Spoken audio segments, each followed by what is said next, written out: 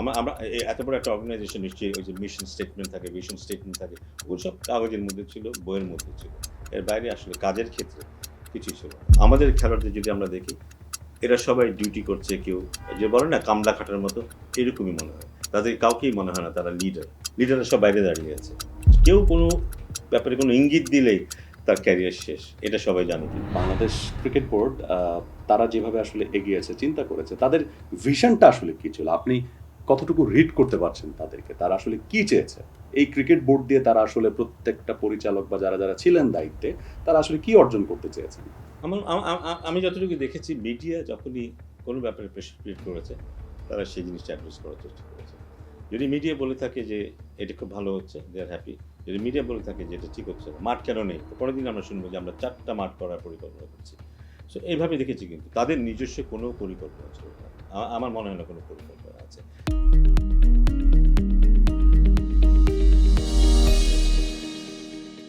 They were very happy that they were the member of the board এবং they were celebrities এবং বোর্ডের কাছাকাছি থাকার কারণে অনেকে অনেক সুযোগ সুবিধা পেয়েছে, সেটাতেই তারা সন্তুষ্ট ছিল আমার মনে হয়।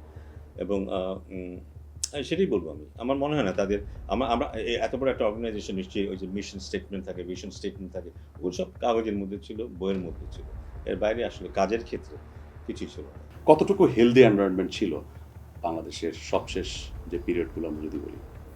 খেলোয়াড়দের মধ্যে যে ইনসিকিউরিটি, মানে অত্যন্ত দুঃখজনক। খেলোয়াড়রা হচ্ছে কি, যে কোনো স্পোর্টসে কিন্তু খেলোয়াড়রা হচ্ছে মূল। একজন খেলোয়াড় যখন মাঠে যাবে, মাঠে নামবে, সে যেন সেই সাহস নিয়ে, সেই কনফিডেন্স নিয়ে,